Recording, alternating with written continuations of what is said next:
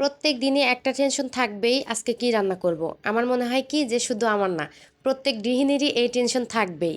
আসসালামু আলাইকুম, সবাই কেমন আছেন? আশা করি অনেক ভালো আছেন। আমিও আল্লাহর রহমতে অনেক ভালো আছি।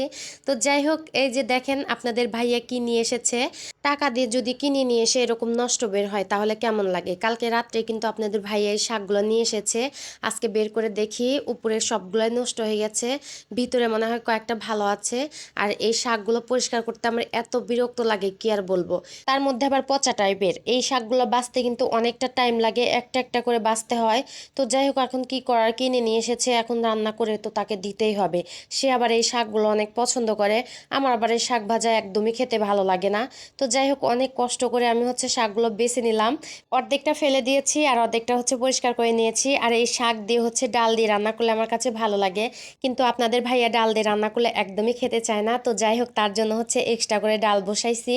আর শাক ভাজি করব, আলু ভর্তা করব, ডিম ভাজি করব। আর সঙ্গে বাচ্চাদের জন্য একটু দুধ জাল করব। গতকালকে দুধ জাল করে খাওয়া হয়নি, মানে নষ্ট হয়ে গেছে। তারপরে কিন্তু খাইছি, ওটা ফেলে দেওয়া হয়নি। মানে চিনি দিয়ে ফাটা দুধ খেতে কিন্তু আমার কাছে অনেক ভালো লাগে। আমার বড় ছেলেটা অনেক পছন্দ করে। তো যাই হোক, আজকে তাদের জন্য একটু দুধ জাল করব। তো এদিকে ডালটাও কিন্তু হয়ে গেছে। ডালটা বসিয়ে দিয়ে আমি শাকগুলো পরিষ্কার করলাম। শাক পরিষ্কার করতে অনেকটা টাইম লাগে আর ডাল হতেও কিন্তু অনেকটা টাইম লাগে, সেজন্য ডালটা বসিয়ে দিয়ে বাকি কাজগুলো করে নিলাম। এদিকে ডালটাও হয়ে গেছে, ডালটা সোমবারও দিয়ে দিয়েছি। আর এই পাশে ছেলেদের জন্য একটু ডিম ভাজি করব। আমার মনে হয় কি, সবসময় পোস্ট করে দেওয়ার চাইতে একটু মাঝে মাঝে ভেজে দিলেও কিন্তু হয়। ডিম ভাজাটা আমার বড় ছেলেটা আবার অনেক পছন্দ করে, কিন্তু আমার ছোট ছেলে একদমই খেতে চায় না। তাকে জোর করে খাওয়ানো হয়। শুধু সে পোস্ট করে দিলে, সিদ্ধ করে দিলে খাবে, তাছাড়া আর খাবে না। তো যাই হোক, আমি উল্টাতে যাচ্ছিলাম আর দেখেন ভেঙে কি হয়ে গেল। যা হয়েছে ভালোই হয়েছে, ভাজি করার পরে তো ভাঙতেই হবে, তার চেয়ে আগেই ভেঙে গেল। যাই হোক, ডিমটাকে সুন্দর করে ভেজে নামিয়ে নিয়ে তারপর আমি এখানে ভাত বসিয়ে দিয়েছি অফ ক্যামেরায়। আর এদিকে শাকটাও কিন্তু ভাপ দেওয়া হয়ে গেছে। আর শাকটাকে নামিয়ে রেখে তারপর এখন আমি আলু ভর্তা করার জন্য পেঁয়াজটাকে হালকা করে ভেজে নেব। আর আজকে শুকনা মরিচ দিয়ে আমি আলু ভর্তা করব, তারপর শাক ভাজি করব। শুকনা মরিচটাকেও আমি পেঁয়াজের সঙ্গে ভেজে নেব। আর কি বলবো, আপনাদের ভাইয়ে কিন্তু শুকনা মরিচের কোনো কিছু খেতে চায় না। এখন অবশ্যই একটু একটু করে খায়, আগে কিন্তু একদমই খেত না।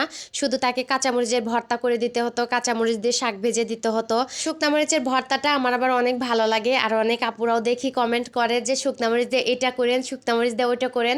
তো আমার কাছে অনেক ভালো লাগে, কিন্তু আপনাদের ভাইয়ার জন্য আমি শুকনা মরিচের সেভাবে কোনো কিছু করতে পারি না।